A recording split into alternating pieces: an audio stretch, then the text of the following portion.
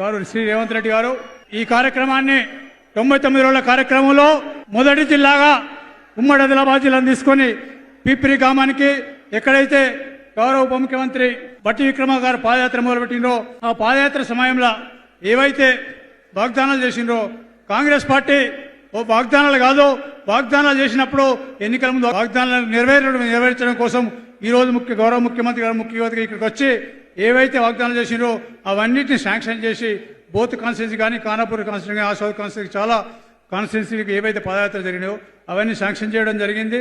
వారికి ఆదిలాబాద్ జిల్లా తరఫున చేతులెత్తి నమస్కరిస్తూ వారికి కృతజ్ఞత తెలియజేస్తున్నా.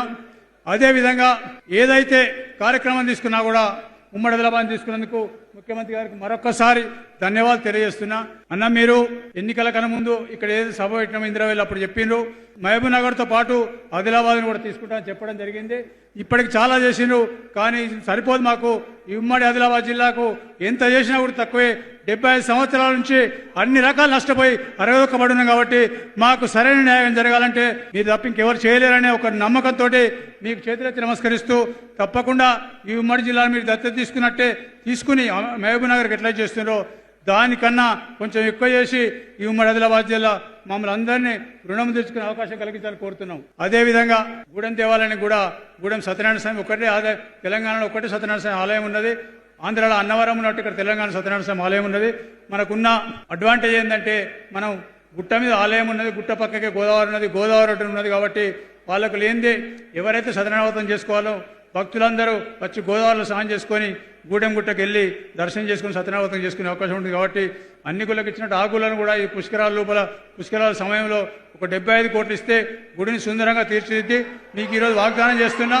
తప్పకుండా సత్యనారాయణ వ్రతం తెలంగాణ వాళ్ళే కాదు, తెలంగాణ వాళ్ళు ఎవరు అన్నవరం పోకుండా అందరూ తెలంగాణ వాళ్ళకి ఇచ్చి అదేవిధంగా ఆంధ్రప్రదేశ్ వాళ్ళు కూడా ఇక్కడ సత్యనారాయణ వ్రతకి వచ్చేటట్టు చేస్తానని మేము మీకు మాట చెప్తూ తప్పకుండా ఈ 75 కోట్లు ఈ వేదిక ద్వారా శాంక్షన్ చేసి ఉమ్మడి ఆదిలాబాద్కు నాకు సహకరిస్తున్న మీకు మరొకసారి ధన్యవాదాలు తెలుపుతూ 1983 నుంచి వెళ్ళి ఎన్టీ రామారావు ముఖ్యమంత్రి గారికి దాదాపు ఇప్పటి వరకు 7 మంది ముఖ్యమంత్రులను చూసినా కానీ ఇన్ని కార్యక్రమాలు సంక్షేమ కార్యక్రమాలు కానివ్వండి, అభివృద్ధి కార్యక్రమాలు కానివ్వండి, 2 జోడెల లెక్క 2 సంవత్సరాల లోపల ఇన్ని కార్యక్రమాలు చేసిన ప్రభుత్వం ఏ ముఖ్యమంత్రి ఇంతవరకు లేరు.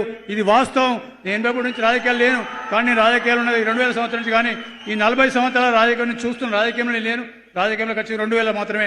కానీ అప్పటి నుంచి నేను చూసుకుంటూ వస్తున్నా, నిశ్చితంగా పరిశీలించుకొస్తున్నా. ఈ కార్యక్రమం ఈ 2 సంవత్సరాలు జరిగిన అభివృద్ధి కానీ, ఈ 2 సంవత్సరాల సంక్షేమం కానీ ఇంతవరకు 40 సంవత్సరాలు ఏ ముఖ్యమంత్రి చేయలేదు. దానికి మరొకసారి మీకు కృతజ్ఞత ధన్యవాదాలు తెలియజేస్తూ